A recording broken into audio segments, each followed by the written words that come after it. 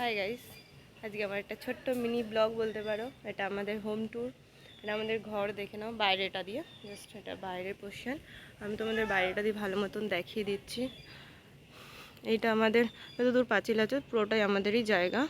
এটাতে আম গাছ আছে, তারপর লিচু গাছ, সবেদা গাছ, কলা গাছ, কুল গাছ, সব গাছই আছে মোটামুটি। তো এটা আমাদের বাড়ি। এই যে এটা পুরোটাই। তো চলো বাড়ির ভেতরে যাওয়া যাক। এই বাড়িটায় কেউ থাকে না অবশ্য। এই বাড়িটা জাস্ট এমনি পড়ে আছে। যেহেতু আমাদের কলকাতা ওখানে বাড়ি আছে, তো আজকে মনে হলো আমি গ্রামের বাড়িতে এসেছি, একটু গ্রামের বাড়িটা তোমাদের দেখিয়ে দিই। তো এটা আমাদের ঘর। এটা বেডরুম ছিল, বড়দি আগে থাকতো, বাট এখন কেউ থাকে না। এখন জাস্ট ঘুরতে আসা হয় মাঝে সাঝে। এই যে আমার দিদির 3টে পুতুল।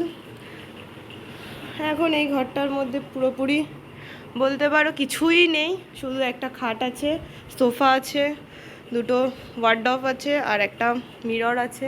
জাস্ট দেখে নাও এটা বাইরেটা দিয়ে। আর এটা হলো সেকেন্ড রুম, যেটা দুটো সোফা রাখা আছে জাস্ট, আর একটা ঠাকুর ঘরই বলতে পারো এখন আপাতত। আর এটা হলো ওপরে যাওয়ার, দোতলায় যাওয়ার রুম, মানে সিঁড়ি।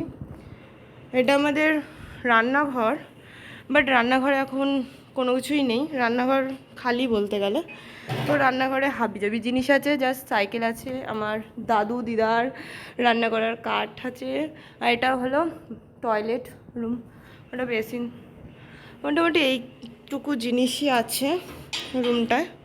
আর এটা বাইরেটা দিয়ে তোমাদের তো দেখালাম বাইরে। আর এটা ঢুকেই আমাদের দুটো রুম, সামনাসামনি দুটো রুম আছে। যে রুমটা এখন পর্যন্ত কেউই থাকে না, কেউ না, জাস্ট